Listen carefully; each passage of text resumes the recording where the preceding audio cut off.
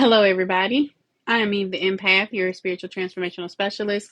Today, I'm going to be on with Sunshine the Goddess talking about mother wounds. So, thinking about the impact of the wounds that our parents have given us, we're going to go a little bit deeper and talk about what it is like to be the parent who is still passing down those generational wounds. Hello, Chill. Hello, Nika. Hot Pepper Curls, Jennifer. Hey, y'all, what's going on? Let me get my co-host in here. Bear with me. It's good to see you guys on today. It's always a pleasure.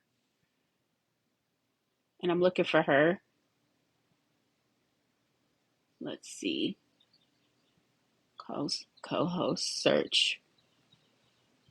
Sunshine.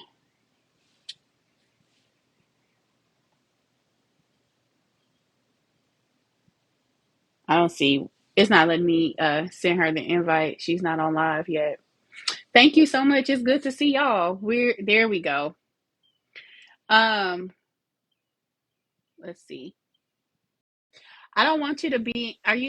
You're gonna be in a little box. I want you to be in the big on the. We need to be split in half. Get off and come back in. Okay, I don't know how to do it, but okay. Let me send you in as a co-host. You got to be a co-host. Oh, she didn't hung up. Hey, Chris. So we're gonna be talking about it's Father's Day. Yes, it is. But we're gonna be talking about mothers and how we still pass down certain behaviors to our children. So let me get my co-host on here. Search Sunshine. Okay, she has to go live first. Parents, Sunshine, you got to hit the live button and then we can co-host together. Parents, all parents, yes. Hey, Lulu, how are you, darling? Hey, terrific Terry, how are you feeling, sweetheart? Jenny P, Renita, welcome. So good to have you. Thank you for sharing out the live, Mika. Hello, Empress Firefly. It's been a minute. How are you? We're gonna be sharing a little bit of it's Jody with a Y. I'm so glad. I'm so glad. Divinations by Dahlia. Hello. Deanna Coleman. Hello. She's coming, y'all. Let's see if she in here yet. There we go. Perfect. There we go. Get it? So good. So good to have you. So good to see you. Let's get it. We are on this thing. And we got some people. Can you see the participants as well? You know I'm not gonna be able to see what's on your side. Okay. So you'll have to tell me about any comments on your side or anything like that. But we gonna make it work. You know We what gonna I'm make it work, saying? yeah. Because on the when we do it on YouTube, y'all make sure y'all follow us next week. If you don't subscribe to our YouTube channels independently, please do follow because we will be talking. What's up with that? You see how this throat thing just came in? We will be talking alchemy and intimacy. It's our wine and tarot 2.0. So a little bit more than what you would normally expect, but we're going to be exploring some really beautiful topics. You might even get an assignment or two to help you go deeper and become more intimately connected. But today we're talking mamas. Today we're talking mother wounds, and we're talking about how certain things have impacted us as You had said parents. that earlier, and I really hate to interrupt you, but I don't think it's just specific to mamas. The stuff that we're gonna be talking about, I think it's for all parents. Okay. And I don't even think the wounding is specific to mother. I think it's I don't even know if it's specific to parenting so much as it is to leadership. But Okay. yeah, Well, let's get it. I just don't want to So, exclude anybody. I mean, and I know the majority of the people that we will be interacting with are mothers. You know what I'm saying? And then we're mothers, and we're going to be speaking from the perspective of of a mothers. mother. So not That's to at good. all invalidate what it is that you were saying. I'm just saying I don't want anybody who's not a mother because you also we're going to be talking about parenting, right? And so I think a lot of times people feel like they have to be someone's parent to need to know how to parent, but you also have an inner child that's depending on you for the rest of the parenting that you didn't get. So even if you're not a parent, you still need can use the information because you do have the responsibility of parenting your inner child. Perfect. So we have a few people that's saying hello. We have Empress saying hello to everybody. Empress and H, essentially yours. She is on saying, "Hey, even Sunshine. Hello, Miss Sunshine from Lulu." Terry says, "What are we doing?" I think we just explained it. So we're going to be talking about these wounds that come up and how we can trace them back, and also see what we've done or what we are still doing as parents, as leaders, aunts and uncles, and those how those behaviors still shape and perpetuate those cycles that we're trying to effectively change for our bloodlines, right? Thank you, Lulu, for the compliment. We got Jenny O on the block. Jenny O, and everybody else that is in, welcome in. If you are here, beautiful locks, ladies, I love it. Thank you for that compliment. So, her goddess 777 and Tina Fields. Hello, beautiful. It's funny. So, I was thinking about today that like this is like, these past few years of having my hair like this is the first time that I loved my hair, and just how something like that is just so like empowering and like just a boost of confidence because I love my hair. So thank you very much for that compliment. I appreciate the affirmation. I really do. oh, I love that for you. Me too. Isn't it amazing? It absolutely is. So if you guys don't follow Sunshine and Goddess, please go ahead and tap on her page as well. And like I said, we will be going live next Sunday, but not on TikTok, but on our YouTube channel. So if you click the link in either of our bios, you will get to our YouTube channel where we are going to be talking intimacy and alchemy. Unique. Thank you. Me too. It's definitely a journey. And Nika, your locks look amazing. So take it off. Go ahead, Sunshine. Sunshine is leading us off today.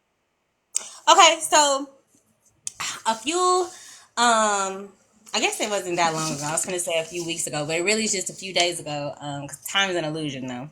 I had saw this video. It was like a TikTok or whatever. This young lady talking about the four different types of abusive parents and the trauma that results from the type of abuse. So I'm gonna go very quickly, like just kind of summarize the video and the things that she was saying or whatever. But basically, she said that most of the time, if you can identify which type of parent you had, we'll also be able to quickly identify what like trauma responses that you display or whatever, right? So there was a narcissistic parent that is someone who would be neglectful on an emotional level and manipulative, and that would gaslight you or whatever.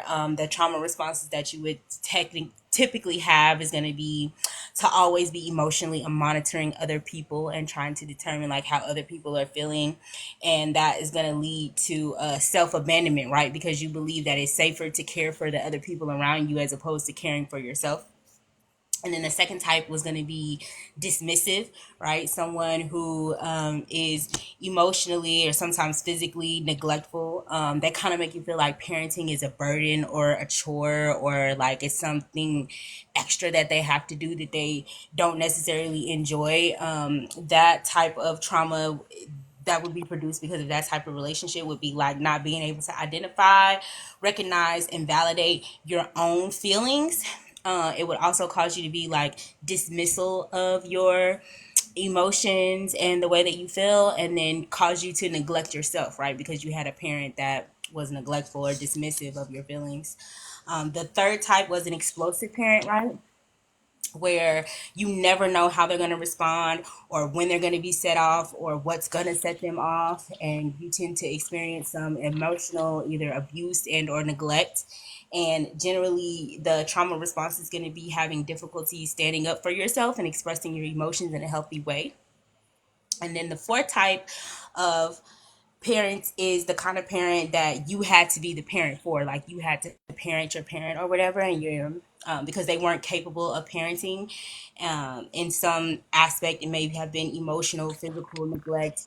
It may have been financial or mental. Hey, Kiana, thank you so much. And the trauma responses of that are going to be like people pleasing, trying to earn things and like prove things to people and prove your worth to people, and then doing things for other people with the intention of trying to get care for yourself, right? So those were the four different types of parents and the kind of trauma responses or whatever. I guess I can give like my own, take. Like it's easy to say what you experienced, right? And like I right away was able to pick out what it is that I experienced. I know, which of these, was present in my home, and I saw myself in the trauma responses. And then what I was hoping to do is to push past that, right? To see what is within me and what I may need to address as who I am as a parent, and what my children may be experiencing, and what, the results of my parenting could in turn be for my children. One of the things that you said is like the different types or four different types, but understanding that there's always a light and shadow aspect of everything. So having a narcissistic parent, that's that love bombing where maybe you get in trouble with that parent, but soon after they want to kiss on you, love on you, buy you things, or act as if your feelings don't matter. It's like there's always a light attribute. So looking at your parent, you might have resistance to experiencing in these categories because you may look at the activities and say, well, that's how they raised me or that's who they were, without recognizing the implications of how that behavior has then in turn affected you, and not just you, your siblings, and also knowing that your siblings can also get a different parent than you did, just because you may have had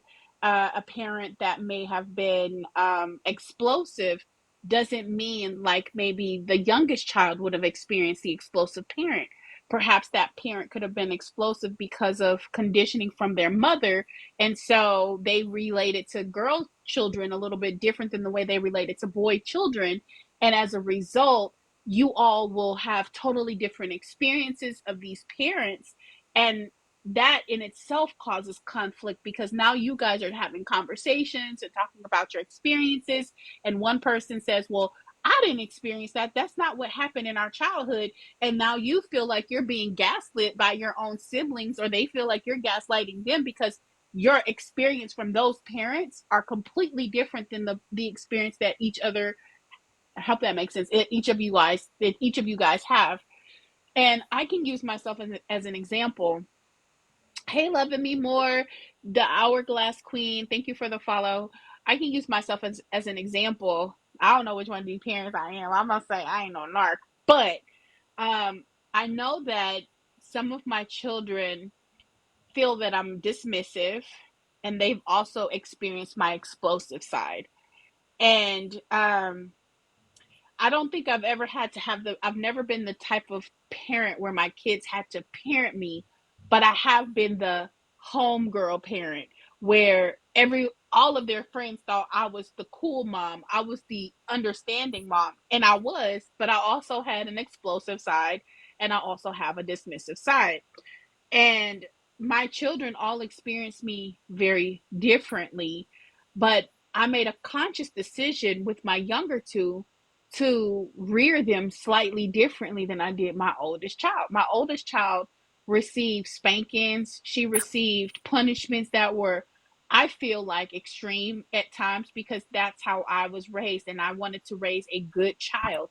And what it produced was a child who flew below the radar.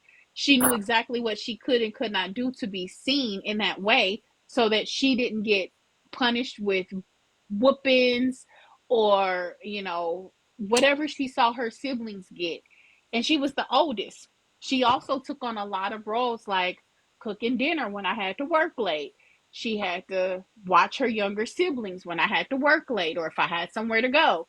And so these roles and these behaviors, they all have an impact on the way our children come up. Now, the younger two, I wasn't I allowed them to have more of a voice. So I didn't stifle them from speaking their mind when they had something. And that was the direct correlation between myself and a teacher. When a teacher lied on me in the fifth grade and my mama didn't believe me, I got in trouble. I got beat for, I'm not going to say I didn't cut up, but in that moment, I didn't lie. And I don't know if you guys have ever been with a person who is like a liar, habitual liar, and when they don't lie about something, you could tell the difference because they're like, nah, I said I didn't, and they're very assertive and aggressive. Whereas in other situations, they may have a different reaction. So, hey Marley, hey Kay, hey Loving Me More. Hi, So, Millie. Thank you so much, Kiana, for everything and for stopping by. So for you guys, it's a good opportunity for you to think about like what you experienced from your parents. But also for those of you all who are parents and aunties or deal with children, which style are you giving them? Are you repeating those cycles? Are you giving them the same things? And what does that look like for you?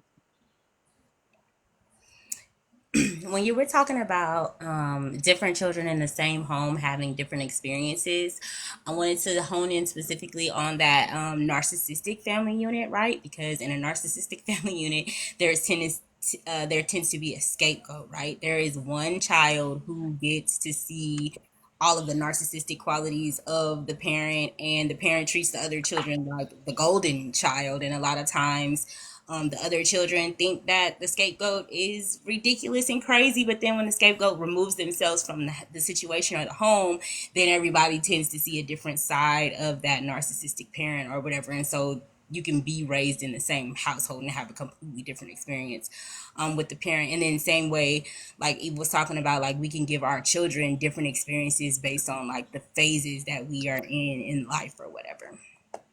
And I can And relate the to that, so much because the parent that I was when I had four small children in the house that I was solely responsible for, and the parent that I am now that I only have one of my four children living in the home with me, and he's 14 years old. I'm a completely different parent than what I was.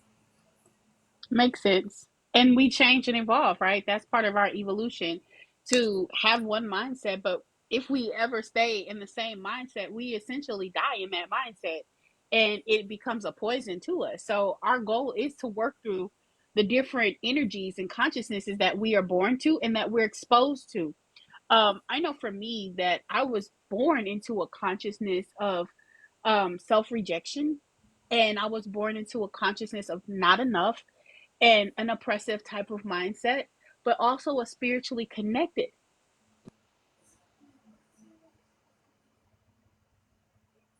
No, all of those things happen at the exact same time. So when my parents came together and conceived me, that's the agreement that I made. And I had to then work through those challenges with, if you think about it from an aspect of the environment that you live in, environmental factors, right? If I live in Alaska versus living in Texas, the environment's so different. So I may have more resistance to being out in the heat if I've grown up in a very cold environment. What does that look? What does that translate to in intimate relationships? I may have a hard time accepting um, care or nurture because I'm used to being cold. I'm used to that brutal, brittle type of energy, or vice versa. Maybe being in the warm doesn't make you want to cuddle up. It might be too hot and sticky. Don't touch me. I'm hot. If you in the cold, you might want to cuddle up and be closer together because you're cold. Like, but whatever it is, it's like whatever that environment is conducive to, that is what you're really experiencing in your life, and what you are conditioning your thoughts and the programs that you're running all at the same time. So we have some comments on my side. Terry said all facts. And then, hey, Miss Quay, she joined. So thank you guys for being here. Anything you want to add, Sunshine? Yeah, so I think that you kind of made your confession about the type of parent and where you heard your characteristics at. So I wanted to make sure that I offered that same level of transparency, and also that we give the audience an opportunity to offer that same, level of transparency as well. I think for me, it's very, very similar to what you were saying of like that dismissiveness or whatever, because, I grew up, you know, being told them tears don't mean nothing to me, and stuff like that of like. And then I also have boys, so I also have the, that social conditioning of like I need to make them tough, what I'm saying.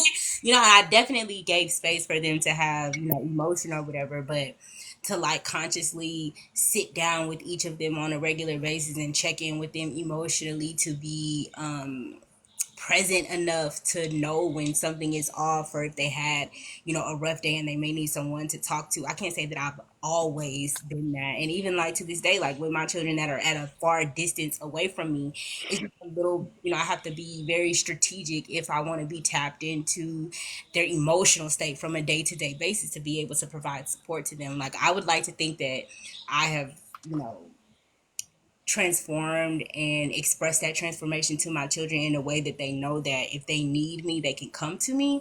But who's to say they feel that way? You know what I'm saying? And then Right.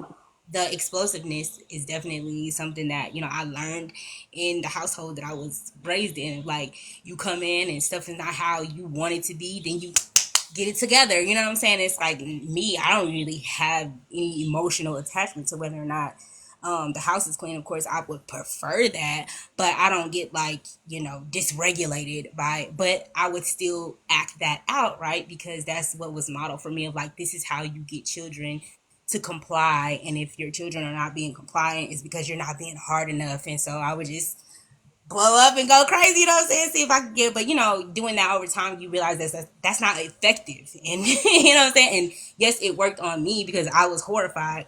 But when my children know that I'm not gonna put my hands on them, and like that, I really, on some level, don't care like that. It just is not gonna get the same results, and they're different than how I was like a whooping don't phase them. And then also some of the parenting the parent, I know maybe necessarily having to prepare meals isn't that or whatever, but I did try to make sure that they always had easy things for themselves so that I wouldn't have to be responsible for every single meal, because that was like a big part of parenting that to this day I just am like, I can't cook every day. You know what I'm saying? I can't always be responsible for every single meal that you eat. Like at some point you have to learn how to fend for yourself. And at the time when I was like, they were super young though, you know what I'm saying? Like it wasn't time for them to be independent in that way. And I think I also kind of made them hyper independent by insisting that they learn life skills so early on so that it would be less responsibility on me, because I was just drowning in the responsibility of being responsible for,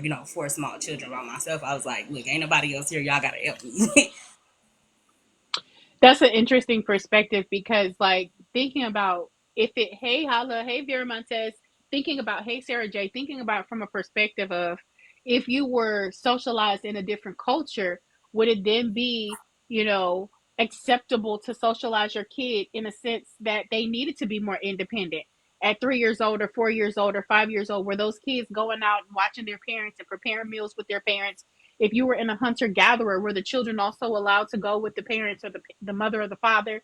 If it weren't stringent gender roles that you were conditioned into this particular society that you were indoctrinated into, what would that then look like? And would we still be having the same level of conversation, right? Because again, that programming is going to look so different. Those experiences are going to look so different.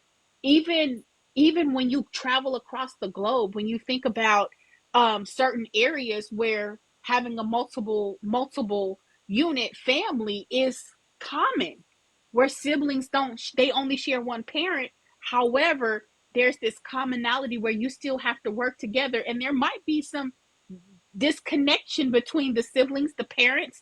This parent don't like this parent, which happens in our day this day as well, but more so from a perspective of baby mama, baby daddy, ex-husband, whatever you want to call it. It's the same stuff, right? Same shit, different day. It's interesting to see how all of that impacts all of our lives and still perpetuates the continuation of that fundamental programming that still keeps us in a bondage mindset and explains why we have these attachment styles that we've learned throughout time, right? So, and then you mentioned something that was really good. You talked about like that parent who's explosive. Well, what it does is dysregulate, screaming dysregulation for the nervous system. Anybody in the audience have issues with their fight or flight beat? Do you got one of the midsections with a lot of cortisol in it and you can't get rid of that stubborn belly fat? And when people come and you get in certain relationships, you still feel like you got to tiptoe around their emotions and feelings?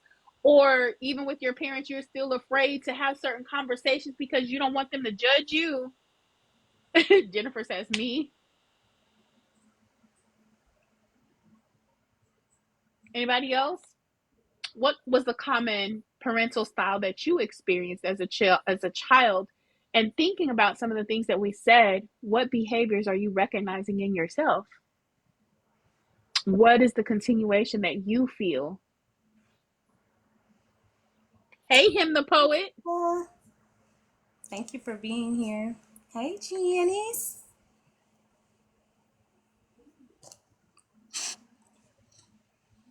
Yo, people talking back. My people ain't talking back. They ain't telling me. Y'all gonna tell me? And I'll go over no, four types again just so that you guys can know them or whatever. It's the narcissistic, right? The gaslighting, the manipulative behavior, the dismissive. It's going to be like physical, emotional, neglect, feeling like, parenting is a chore and making your kids feel like, oh, y'all always got a problem. And then the explosive parent that you never know what's going to set them off. You never know what environment you're walking into. You never know, like when they get home and you hear them coming into the house, you tense up like what you was talking about, or because you just don't know what the environment's going to be like. And then the type of parent that had to be parented or whatever, that couldn't complete the basic duties of a parent, and you had to step in and do things, or you had to go out of your way to be recognized and get your bare necessities met. your needs. Yeah, that's important. And again, like kind of coming back, hey, honeyco, like just knowing that I at times was an explosive parent was also something that was modeled by both my partner, my husband at the time, and myself. And I can't say I had always been explosive, but I know that culturally I was taught that discipline was important. So like the connotation of discipline was punishment and ass whoopings. Like your kid was going to get punished or they were going to get whipped so that they could obey. That's a trigger word for me. Obey. I feel like that's some slave shit. I don't subscribe to it. And but there's so much of it ingrained in our culture. Obey, do what I say, let me oppress you. I remember one time, and this was like a few years ago, like maybe 3 years ago. Elle and I were in the house, and she and I were having like words, not like fisticuffs, like we weren't having them kind of words, but she was really like pushing my buttons. And I said, "Get out of my room." And she was like, "No." I was like, "Get out of my room before I get you out my room, right?" And she was like, "If you put your hands on me, I'm gonna call the police. My name is on the lease." And I was like, back in my day, my ass would have been beat and put outside the house. Right, you gonna call the police from outdoors, and I don't know what phone you gonna use. Exactly. You gonna use a phone that I'm paying for in a house that I'm paying for on me because you won't get out my room? Like really? But what she taught me in that moment, and it was an angry lesson. I was pissed. Was I don't have the right to do physical harm to her body because I can't control her behavior.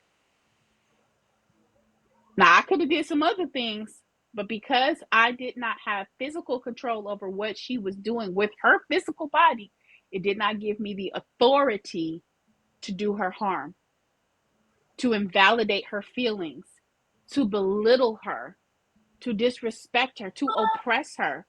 Because long term, what would that have done?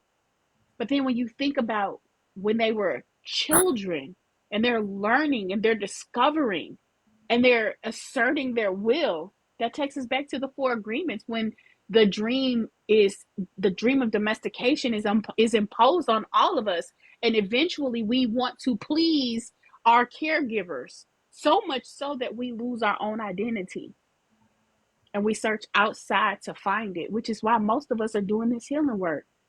We're doing this healing work because we're trying to figure out who the hell are we? Who are we outside of that? And when you talk about discipline, um, it's so the majority of the time that physical abuse is used to discipline children, it is so counterproductive. It sends the opposite message of whatever it is you're trying to correct them for. So even before I came into like a certain level of knowledge or whatever about spanking, and at this point, like I just, it's no way I will put my hands on my kids. You know what I'm saying? It's just you couldn't pay me to do it. Um, but even before that, like I had specific things that warranted a spanking. Like if they did something that was gonna cause harm to themselves or somebody else, then I felt like okay, a spanking makes sense. But other than that, the discipline that you give somebody, it needs to mirror like real life consequences so that you can teach your children, hey, like your actions have consequences and they need to like make sense, not making them feel like every time that somebody steps outside of what you want, you can put your hands on them. Because that's basically what you're teaching your child by whooping them for everything, is that if anybody does anything that you don't like, you can put your hands on them. Right. And that's how we have those abusive relationships, or on the other end of the spectrum, people who take so much shit that eventually they either become a victim to some type of DV because we mirror those environments when we get older, or they become a violent offender and hurt someone else. And then people say, I never would have thought, I never saw that coming. What was in their childhood? Yeah, think What did their correlates parents with give that. them? You beat your daughter, now she's gonna be looking for a man to beat her the way that you did. Right. And think it's normal and think it's okay. So I think this conversation is so needed because it's so layered and so loaded with, information and statistics, but real life emotions, and it can really challenge you to think about things from a perspective that maybe you don't understand the why behind some of your behaviors. You don't understand why you have this wall or this stuck point. Like, why am I afraid to let my guard down? Because you might put your hands on me. Or, my parent was dismissive of my feelings. So yeah, when you start telling me about your emotions and you're crying to me, I'm giving you the blank stare without being able to communicate effectively to you because I was told to shut the fuck up or that my emotions didn't matter, right? Like when that happens, then what?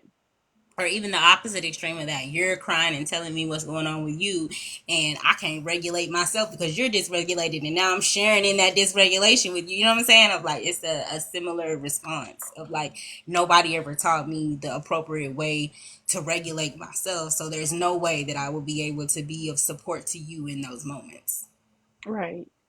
And it's so funny that you say that because just recently, like we had all talked about, it was a series of events that have been happening in my life personally. Thank you, Terry.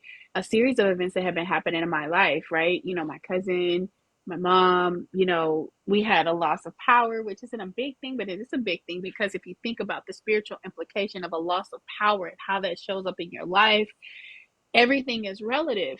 And what it almost made me do, and I do mean almost, was go outside to a place that I knew wasn't safe, that wasn't going to provide substance for support to feel temporary so I could feel something that I knew opening a door would cause more harm than good. And how many of you guys can say this happened? We turn to a lot of things, but we know this isn't the right choice, or this choice isn't productive to the goals that I have. We're not going to say right or wrong, but this choice isn't productive to the goals that I have. Yet I'm trying to go this route because I can't self regulate. Sunshine, can you give us some examples of self regulation? Hey, Miss Claudia. Okay, yeah, I can actually talk to you about a technique that's related to what I was just explaining of like I used to get in a place where somebody else was dysregulated, and I felt like in order for me to feel good, I need to make this other person feel good, right? Because if I'm feeling somebody else's emotion, is if I can just fix their emotion, then I'll feel better, right? And trying to learn, okay, number one, how do I distinguish when I'm feeling someone else's emotion from the way that I'm actually feeling, and then what to do once I make the determination. So there's this technique that I actually been practicing, and y'all may have seen the video because I did get the technique from a TikTok of whenever you are feeling an emotion, just to call that emotion out, give it a name, and then start to ask that emotion questions or whatever, right? So it'll be like if I feel like a sadness come over me and I notice that like my son just walked in, I'll be like, there's sadness in my energy field. And if it's not my emotion, it just begins to dissolve, right? But if not, I'll still feel it. And so I'll ask it a question of like, okay, well, why the sad feeling, what does this mean, what are you trying to communicate to me, and then allowing that emotion to tell me what it is that's going on so that I can address it, right? But if I'm faced with like an overwhelming emotion, the way that I'm gonna automatically go to for regulating myself is breathing techniques, right? In through my nose, out through my mouth, until I'm able to get back into like the sacral state of like, okay, I'm back to myself and in my normal state. And then I can address the emotion from there. But a lot of times just breathing through a moment can help you to get back into a regulated state. Thank you for sharing that. I like that. So for me, one technique that I love to use is with music. And I will play one song on repeat that I know pulls out the emotion. So I will listen to that song and I'm going to write to it. And whatever comes up, I'm going to use that as um, I'll know exactly what it is that I need to deal with. And then on the opposite end, I'm going to play a different song that gives me like a positive vibe. It's giving me like that happy feeling, like because I'm happy, whatever that is. But at the same time, I'm looking at solutions because I don't want to leave myself in a low. Now that I've uncovered these emotions, what do I want to do with them? It's the equivalent of cutting open someone, doing some type of surgery, but you don't close it up. You don't clean it out and close it up. So we don't want to leave a wound open. We want to deal with it. So now I'm looking at the causes of it, and then I'm gonna use another song because music is actually therapeutic. The vibration of music, and it allows us to store that as a positive healing memory. So when the song comes on again, we know that happy song is going to deliver a medicine, a sacred medicine back to the body even when we hear it in the future. So that's something that I like to do. I like to walk my clients through it as well because it's so, again, therapeutic. um yeah. So And then I just wanted to, encourage, like, if as, we're going through the different types of parents and like the outcomes and the characteristics, like, I don't want anyone to be in an energy of shame or guilt. Like, it's beautiful that you're in a space and you like signed up to be aware of these patterns so that you have an opportunity to change them, because it doesn't matter how old your children are, it's never too late for you to change your parenting style or to make amends, even, what I'm saying, for the way that you showed up when you didn't know any better, right? Even if you have been estranged from your children and they've sworn off you and they'll never speak to you again, energetically you can still heal, and that's going to heal down your bloodline and up your bloodline. You know what I'm saying? It's like we can say, oh, I was never taught these things, but at a certain point, it's like once you realize that you weren't taught something, did you put in the effort that you needed to put in order to learn it? You know, because we do have a responsibility once we are aware of a pattern to do something about it. And I mean, it's not that you have to every single, there's no pressure to do it, but if it's something that you truly desire and you want to evolve, it's available to you. right.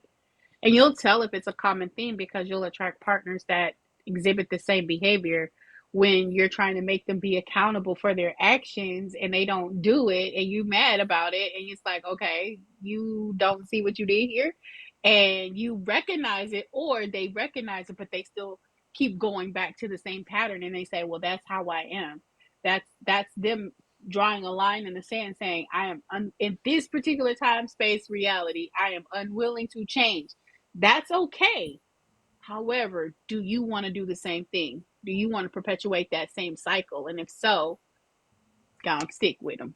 And even the emotional availability, right? Being dismissive, Like, I have complained a lot about attracting emotionally unavailable partners, but unbeknownst to me, I'm not even tapped into my own emotion. Like, and it's crazy because, like, how can I be this emotional person and I'm an empath and all of these things? It would never dawn on me that I'm not tapped into my own personal emotion because I've repressed so much of my emotion to people please and to show up the way that I believe people expect for me to show up, right? So I'm not even in touch with my own feelings. I'm not being emotionally available to myself. Nevertheless, do I really have space to offer that to anyone else? And so that's why I'm experiencing it in my outward experience or whatever. And like Eve said, if at any point I want something different, I'm going to have to make a shift in that area. And until I make that shift, I need to be accepting of the fact that I'm going to continue to attract that same pattern to give me an opportunity to continue to heal. Right. And I like the way you said that I can shift because it literally gave me a visual of driving a stick shift when you're in a car. And in order for you to go to the next speed, which happens to be the next level, you have to shift, you have to hit the gear and shift up in order for you to do that. Shift up and shift down for you to go back and forth into those different speeds or frequencies or whatever you want to call it. So it's a choice. I can keep going the speed that I'm going. And it's okay. You're not going to get it wrong. You're not going to get it right. It's not a right or wrong or a race to anything. It's about, am I willing to evolve? And I want to say, like, when we were younger, when we studied science and biology, we understood the principle that in order for a species, and if you think about yourself as a species, your bloodline is a species. That DNA that's going through your veins is a species. In order for it to evolve, in order for it to continue, it must evolve because natural selection is only going to take the ones that is able to survive the next level, right? They can only go as far as their evolution takes them. So if you're saying that's fine, I don't want to go any further, keep in mind that even in those incarnations, even in those children, even if you don't have kids, when you desire to have them, they're going to be born in that consciousness as well. So, a walking mirror of you and the person who happens to be in the same consciousness as you because y'all vibrate in that frequency together. It's same energy. Yeah. And my son told me today that he saw that he was watching something and it told him that a child's role is to humble the parent. Hmm. I was like, where did you hear that at? He's like, on TikTok. I said, no more TikTok for you. Like, but for him to share that with me, that's what's happening. You know what I'm saying? Like, me evaluating my interaction with my children and me watching my children and how they're learning is humbling me. You know what I'm saying? Right. And it should. We should be able to learn and grow as we interact with our children and allow them the space to humble us and to do what it is that they came here to do because their souls have a mission and a purpose and they have a contract, to help us learn and grow the same way that we have a contract to help them learn and grow. And, just making sure that we're creating safe spaces for them to be themselves and to be aligned with their authenticity and what they truly came here on this planet to do. Right. And also understanding that it's okay that your kids do require you to put boundaries in place because there's a lot of stigma of what a parent is supposed to be. And, you know, I don't have all the answers and I'm not going to pretend like I do. I don't. But from my perspective, the ideology that as a mother or even as a father that my responsibility is to do everything for the offspring is a farce. And I can tell by looking at nature because when birds get a certain age, they get kicked out the nest and it's fire. You better you fly or die. You fly or die. And I'm not saying like you cause harm, but at some point there's a level of responsibility for the child to also get their own wings. But keeping up the same cycles is detrimental for you and them. So And then there was one thing I wanted to ask you guys earlier. What, in your opinion, even if it's, through social programming, if you want to talk about things that you've heard or what you have, adapted over the years, what makes a mother or a father or a parent, any parent, what makes a good mother? Like, what are the characteristics of a good mother? And there's a version of me who would be like, well, she makes sure that, the house is clean, and that, she's a good house manager. The main thing, right, of what makes a good mother is her home well maintained. Is she physically present, you know what I'm saying, for her children when her children need her?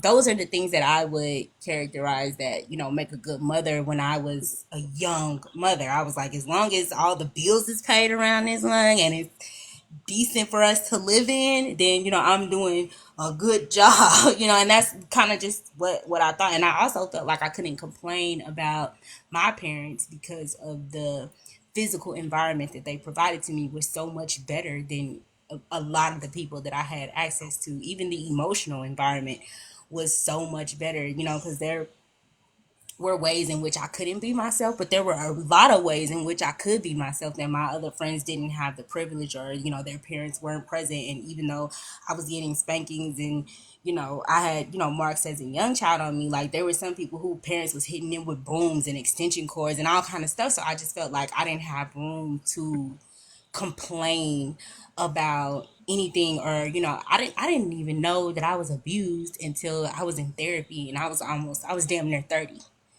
You know what I'm saying? When finding out that, oh shit, I was raised in an abusive household. You know what I'm saying? Because those are just not the markers or whatever. But I was in a course a couple weeks ago, and the instructor said, what makes a good mom is whether or not she's self regulated and self contained. Mhm. And I was like, self regulated? You know what I'm saying? And that just like really shifted my mindset about the environment that I grew up in, because I felt so much pressure to regulate my parents' emotions. You know what I'm saying? Because I realized that she ain't got it. You know what I'm saying? And so it just became something that I picked up, even though what I was talking to Tams about earlier is I just don't even think that this super emotionally attached person that I've been showing up as is even who I would really be if I wasn't raised in an environment where I had to regulate other people's emotions. Because if I came out, you know what I'm saying, out the gate knowing how to do that, you know what I'm saying?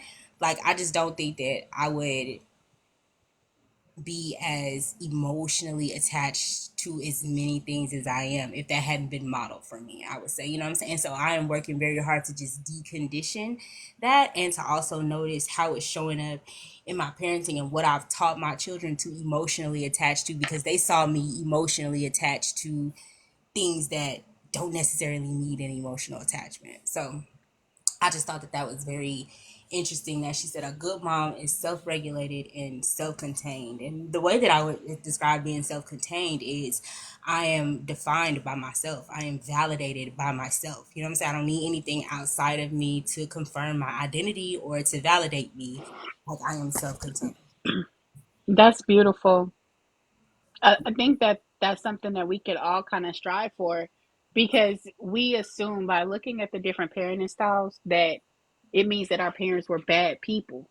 And that's also a misconception. Um, being having provisions, having somebody love you, that's also a good attribute to having a parent. Somebody who wants to care for you. But do they give more to you than they do to themselves? That's an imbalance. Um, do they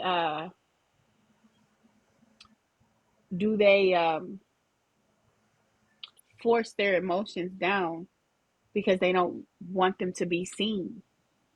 Because again, that what is that teaching? We don't learn by what our parents say. We learn by what our parents do, right? Did they overgive? Did they not speak up for themselves? That's also modeled behavior. Did they stay in situations too long? I can remember like the look on my daughter's face the day she saw me get slammed on the ground. And I can only imagine what that taught her. The fears, you know. And what's ironic is because we talked about this earlier, one child's experience doesn't necessarily quantify the whole entire family. So just because you didn't get beat and your parents were kind and giving to you, and this is a conversation for another day, sometimes multiple parents, when you have multiple like guys that are the father of your kids, the connection could have been stronger, it could have been sweeter. You may have a little bit more favor for that child. And it's a hard conversation to have, and there's a shame and stigma around that as well. So, what stigmas were your parents holding? What shames that you didn't know about, but energetically you may have felt? That rejection, you're vying for their attention or wanting them to love on you or comfort you or provide affection, but maybe they had been hurt or violated as a child and they don't know how to comfort themselves and they don't know how to receive affection and love and care and nurture. How can they give it? And so we then hold them to a standard or we overcompensate in the next generation. Well, my mama didn't do this, so I'm going to do this. My daddy didn't do this, I'm going to do that.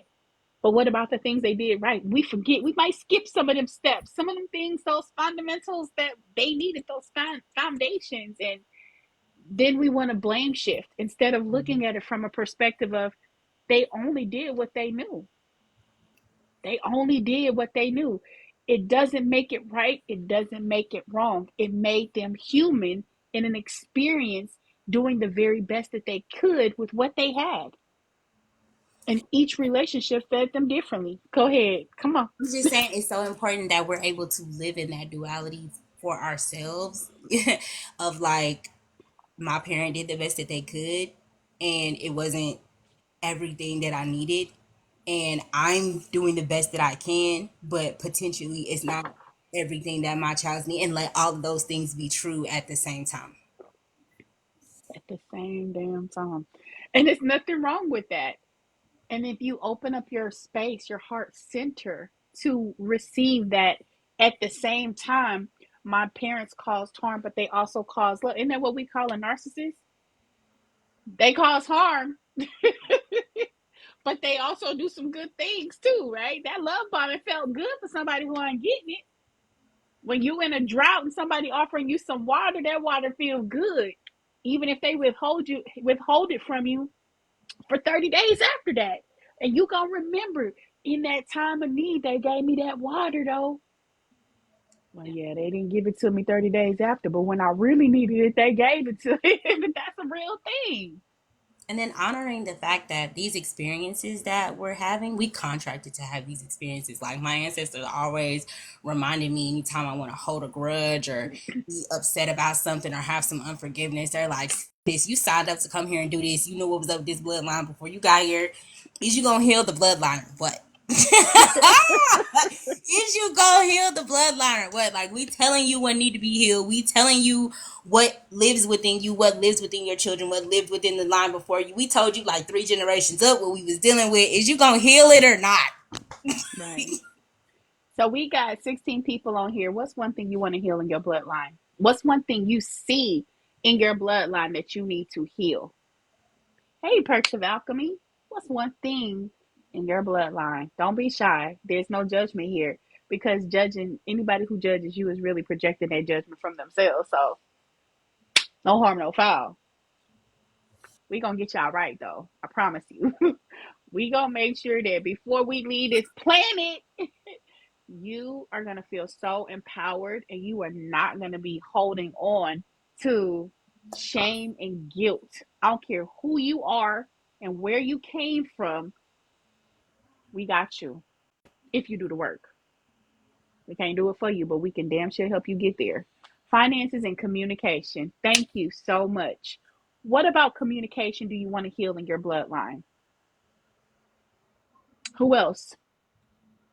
What's one thing that you want to heal or two things that you want to heal in your bloodline? Domestic violence. Shannon Kirkpatrick, that's beautiful. Parent abandonment and communication. Thank you. I would like to heal self sabotage and finances in my bloodline. Perfect. Thank you, Perks of Alchemy. Um, who else? And then Sunshine gonna give y'all some solutions. Make sure I take some notes of everything so I can talk. Finances and self doubt. I love that. Finances and self doubt. Abandonment issues too. LOL. Parental abandonment and favoritism. Perfect. Good one, Claudia. Good one. Bad relationships. Okay. Good. China Rangel. Thank you. Thank you guys for being open. We appreciate it. We appreciate it. Finances was something that I had to also overcome. For me, it goes back to self-regulation and self-containment. So if we look at things from a different perspective and we stop looking at the people or the thing, most of the time, and this is just for from a perspective that I have learned, is that we feel, FILL, to feel. So our emotions want to be heard, they want to be expressed, they want to be felt. And they're asking to be felt, and sometimes we feel. We feel with spending. We feel with saving. Sometimes we can save too much money. We don't want to spend because we're afraid to be broken. We don't believe that the currency of money is fluid. Sometimes we feel with food because it was a comfort, hence the name comfort food, right? Sometimes we feel with TV or distractions, right? And this could be partners, this could be social media, this could be video games, because we don't have to think. We don't have to engage. We don't have to communicate. We could fill this need right now with a temporary source until it's no longer able to satisfy us. And then we feel with work. We overwork because we have to put that energy somewhere so that we don't have to be focused on the emotional aspect, because most of the time jobs can be very robotic.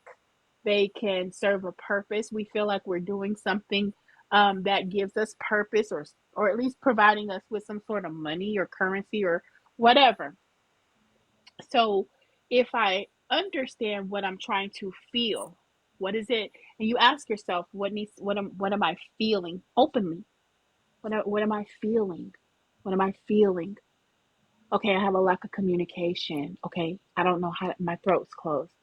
Okay, where did that happen? And I was with somebody on a session when they made a comment about a child, as a child, shut your mouth. And so intuitively or instinctively, you have this reaction.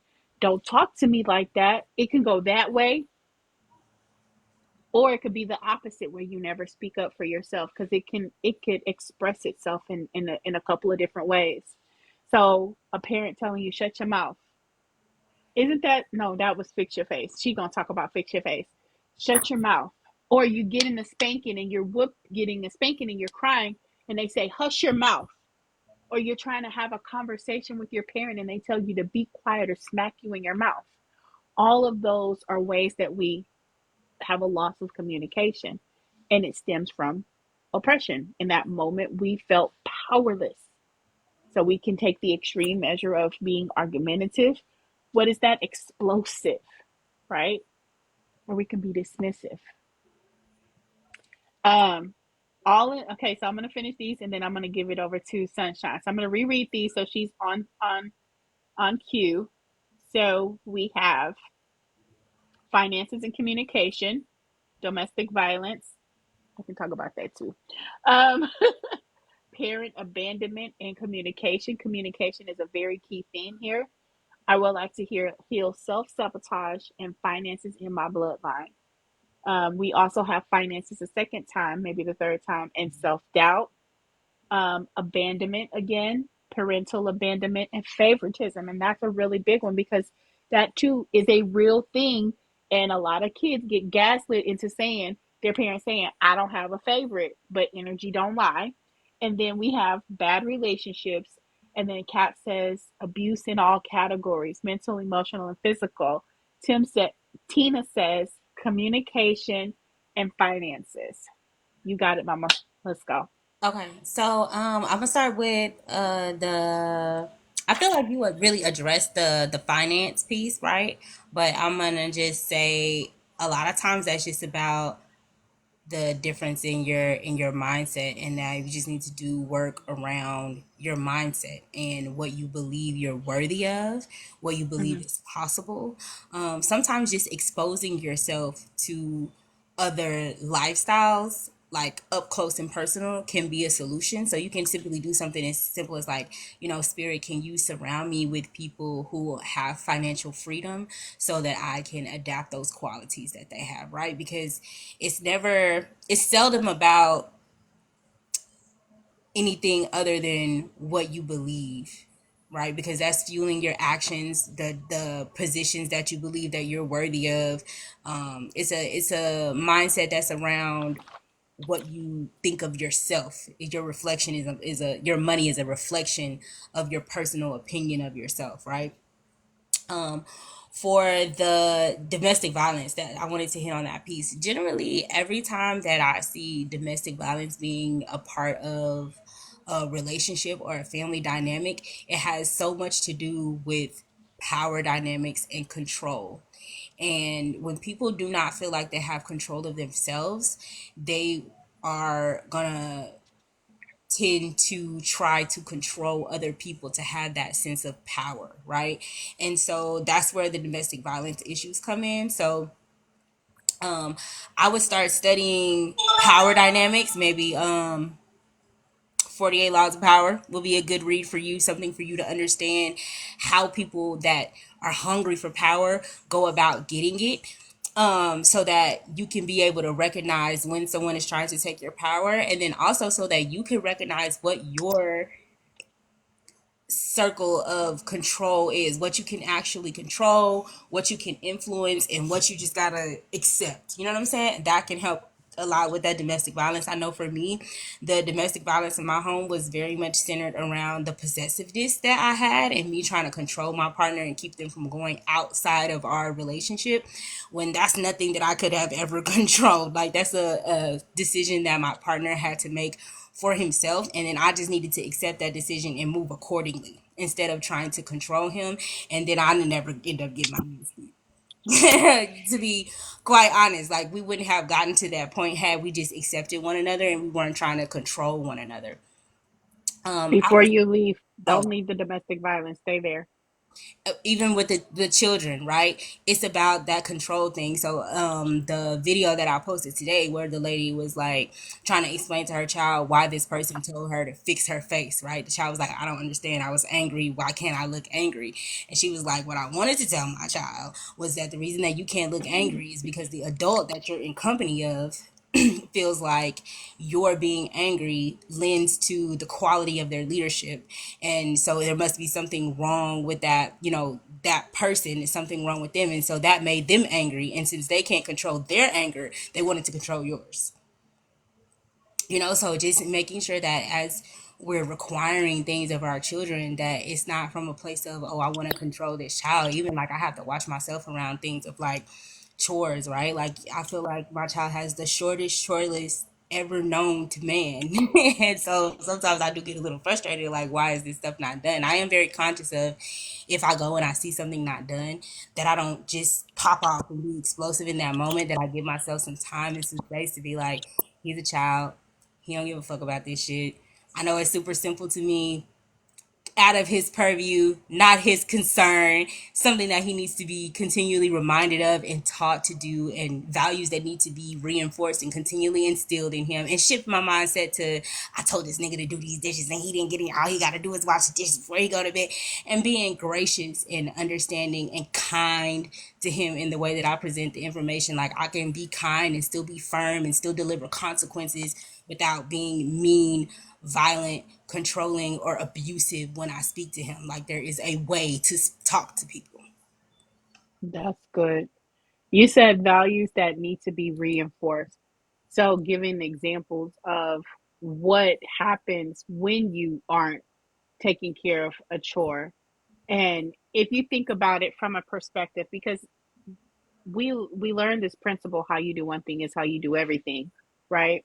And so think about, if you've ever moved into a brand new apartment or ever moved into a brand new home, and let's just say you were the first person to ever live there, or the person or tenant who lived there before you kept it up. Well, when you first build it, everything is new, it's shiny, it's well put together for the most part, everything is in alignment, but it requires maintenance, right? And so cleaning is a part of that maintenance. Cleaning the dust boards or the baseboards is what keeps it from having, the stains, and keeping up with the plumbing, make sure that they flow properly. Do I have too much calcium buildup, too much rust buildup? Am I taking the extra measures to make sure? Am I reinforcing the back to make sure I don't have any infestations or anything like that? And so if we look at it physically, the same thing happens spiritual, physical hygiene, spiritual hygiene, right? So in order for a entity or lower vibrational or lower dense being to be able to attach to oneself, there has to be entry points, which means that there has to be negligence on somebody's part, or a lack of uh what is the word, management. It's not really management, but along those lines of management. It needs to be managed, maintained, maintenance. Thank you. A level of maintenance, right? And so, what does spiritual maintenance look like? It means honoring self, right? Recognizing when physical body is out of alignment, because soul lives in physical body. So physical body is most like your home, right? You don't want roaches in your home. You don't want bugs in your home. Then you have to do maintenance, right? There are certain things that you have to take care of. Same thing on the spiritual side. So sometimes what you're experiencing with a person is somebody who hasn't done any spiritual maintenance, and they have energy attached to them, lower vibrational energy that is slow and stagnant and stuck, right? Which makes sense, right? When you're stuck, and you can look at it from a perspective of, if I weigh 500 pounds, or if I weigh 110 pounds, my mobility is impacted because my bones were not intended to bear so much weight. So spiritual maintenance means that I am taking accountability to release attachments that can come in from, abuse, right? Mindset, feelings of unworthiness, like we talked about. And those are very slick energies. They don't come in, they're subtle. They come in very subtle when you have an encounter with someone who may have a low self esteem, but they look physically beautiful, but energetically they're not. Their words will be something sarcastic, and it makes you question yourself, especially if you haven't kept your foundation strong. Well, if you've been in relationship with parents that have those attributes that are dismissive, you want someone that is going to speak to you or acknowledge you, or validate you. So with a person who has a being that is, or an entity or density or whatever you want to call it, that is low vibrational, they also recognize that energy in you. So they will feed what you need to feel, and then they will pull that energy back. And it'll leave you desiring more and more of it, attaching to it and becoming more weight. Like when we eat over and over past our limit, or if we spend past our limit, we feel the consequence of that debt or lack consciousness. So that's some of the things that you can kind of tell when you're looking at ways to change, especially when you're looking at DV, domestic violence. And also, like she was saying, the 48 Laws of Power is a really good tool. The Four Agreements is also a really good tool, because it teaches you to detach, not attach. Detach, cut the cord. Everybody want to cut cords. I'm doing a cleansing, I'm cutting cords, I'm doing this. Really, what that's saying is, I have adopted a program, a way of thinking, a belief system that is not authentic to who I am on the inside. And as I release that, I have space, literal space, to adopt something new. All right, keep going, Sunshine. Keep I was going. gonna say basically what you said about the four agreements, right? When we were talking about like chores, like it's so easy for us to fall into social programming and say, "Oh, my child didn't do this thing that I asked them to do, so it must be a reflection of me and my parenting." Or, like, in the home where I grew up, it was perceived as disrespect. It's like, this child just doesn't care about this. You know what I'm saying? Like, it's not like blatant disrespect of like, or ingratitude. Like, if this person, was appreciative for this, then they would do this. No, that's you making assumptions and you taking things personally, and like making things about you when it may or may not have anything to do with you or your parenting. It just may be that your child was more concerned with Roblox today than anything else because they're a child. Right. And then you have to ask yourself, where do I feel out of control within myself? And like really be honest with yourself and address those places where you don't feel like you have control. Hey, baby, my son joined. Where you don't feel like you have control, and like really check yourself about where you're taking power away from the people who are subordinate to you because you feel like you don't have power within yourself.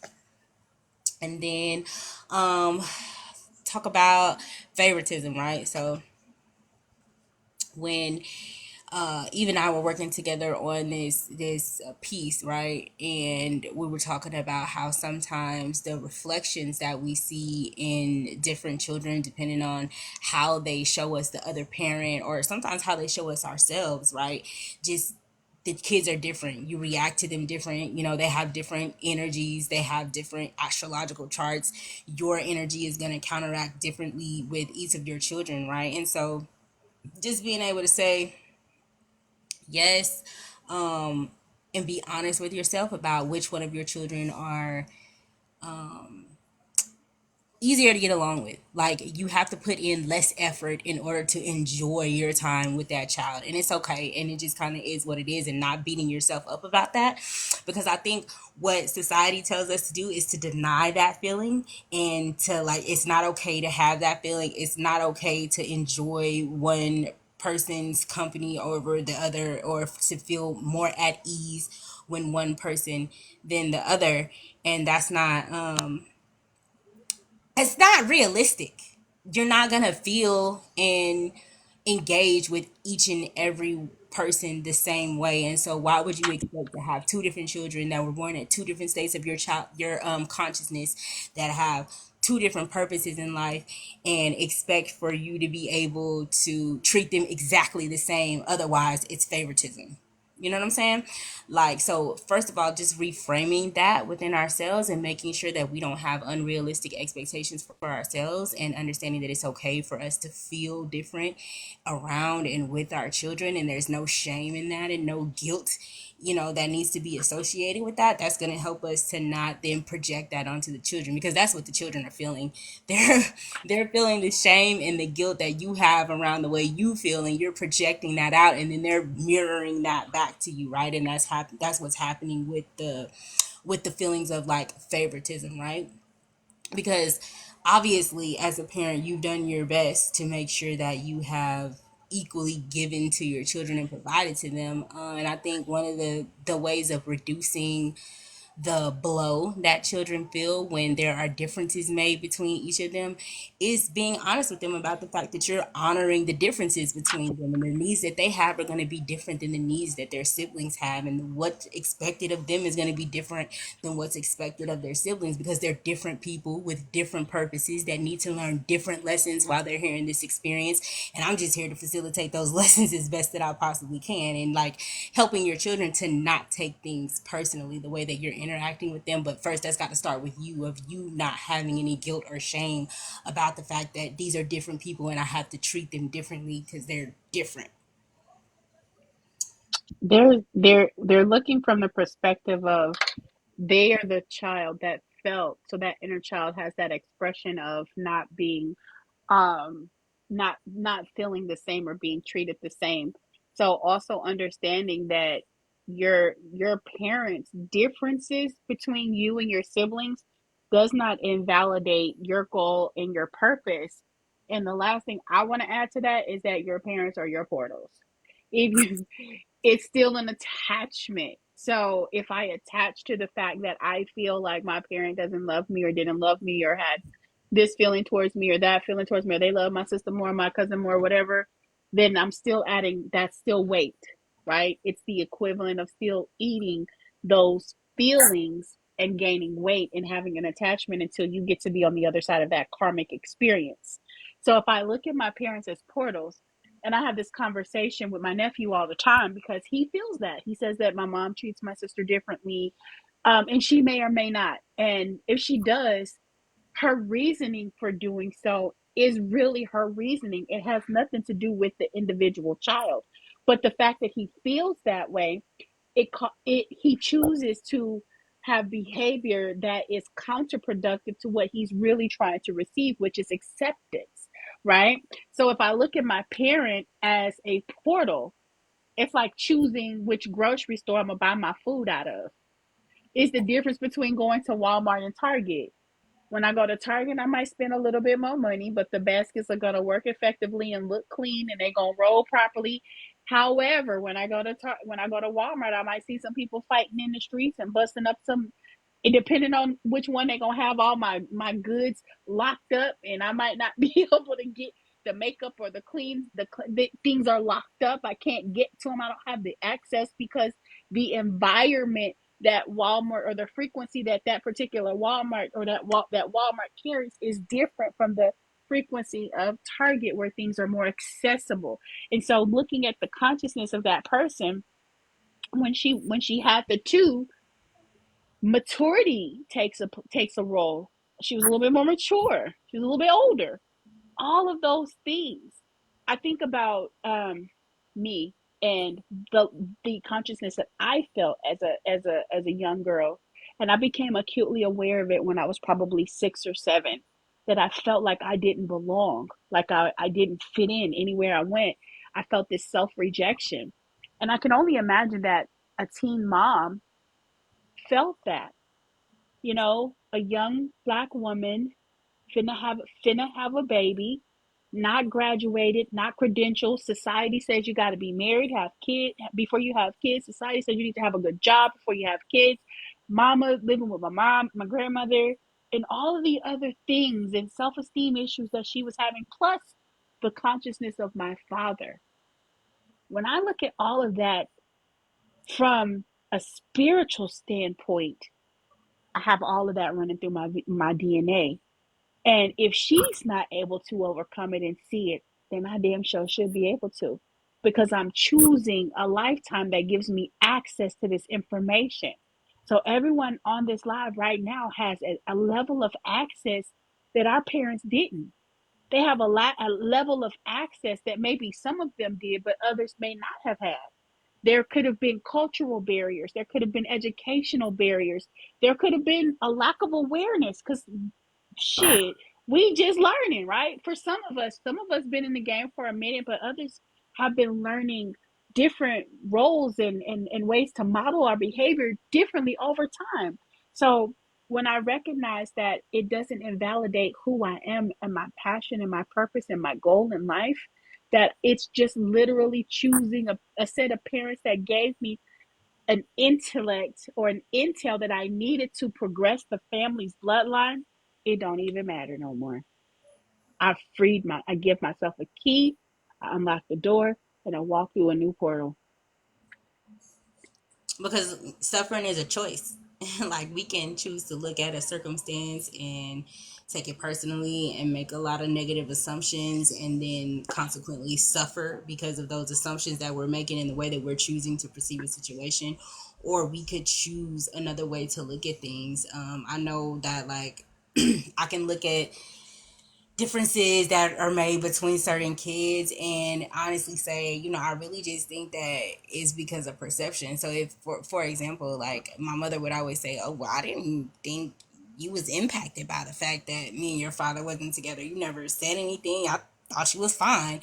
And for me, I'm like, baby, common sense. If somebody's parent is left out of that, you know what I'm saying? But if I never presented anything, how was she even supposed to know that I needed that? And I think about parents who are, a lot of times kids will be like, oh, she was your favorite. You were there for her more. And it's, well, the way that she interacted with me let me know that she needed that from me. And because you didn't interact with me in this certain way, I didn't know that that's what you needed. You know what I'm saying? And so it could be such a wide array of different reasons why you may or may not have gotten what it is that you felt like you needed from your parents. And if someone else got it, it may have just been that they were able to request it in a way that wasn't clear, that was more clear to the parent as to what that child needed. And if you needed that, they would have provided it to you had they known that you needed it. There's always just so many different variables and so many different ways that you can look at situations, and we don't have to take it personally. And as you were talking about your nephew, I started thinking about like those self-fulfilling prophecies, right? Because somebody also asked about like self-sabotage and self-doubt.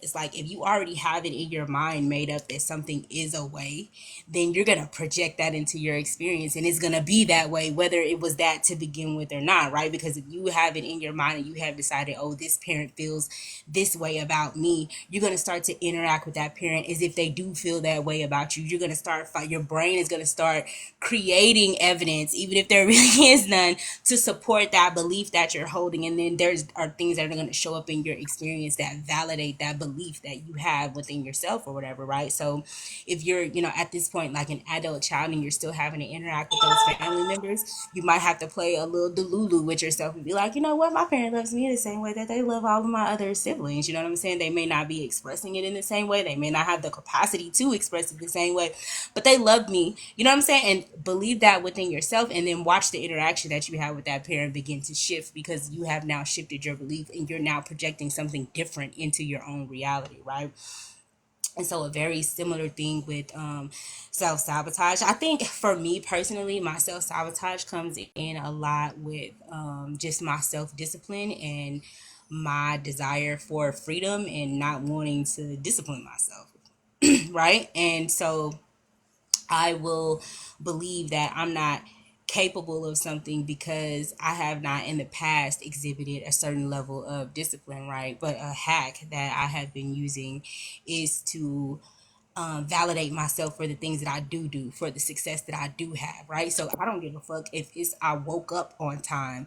Like, I will congratulate myself for waking up on time and put myself in that brain pattern of acknowledging the things that I do right, instead of putting so much focus on criticizing myself and the things that I may not have done right, or the way that I wanted to discipline myself in this area. I didn't, and maybe I didn't do this, and this, but I did do this, and this, and like acknowledging the places where I am doing things properly helps me not to be in that space of self defeat and self sabotage and self doubt, because I'm constantly reaffirming and validating myself and taking a look at how I'm interacting with the world in the places where I am already successful, even if that means redefining your definition of success.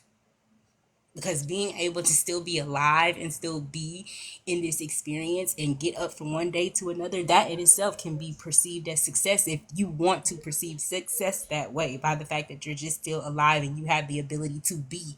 Because that's really all that we have to do in this experience, is be. Being in itself is success. And so we let all of these external factors come in and tell us, oh, well, this is what success looks like. And then that's where that self-sabotaging energy comes in, because it's like, oh, well, I'm not meeting this mark, so I'm not this and I'm not that. And then we project that into our experience or whatever. There is like all of our energy centers are compressing energy to our throat, right? Because it wants our energy to be expressed either through our actions, or your hands are a part of your throat as well, like, or through the things that we do. So it's like all of this pressure that we feel in all of our different centers to express, to do something, right? And if we are not expressing and we're not doing anything, then we're not going to feel successful.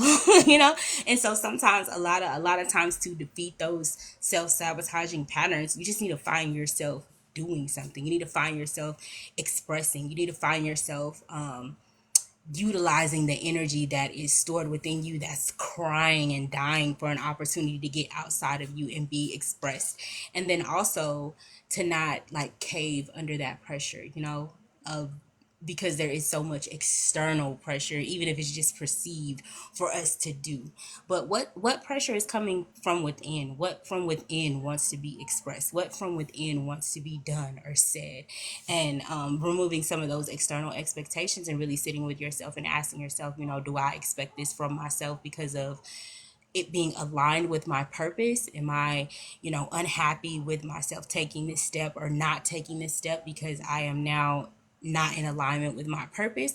Or is it some external factor that you aren't able to align with? Because 9 times out of 10, the places where you feel defeated is because of some external expectation that you're trying to meet, or you don't have the right intention for meeting your own expectation, right? So, did you have anything to add on like self sabotage, self doubt,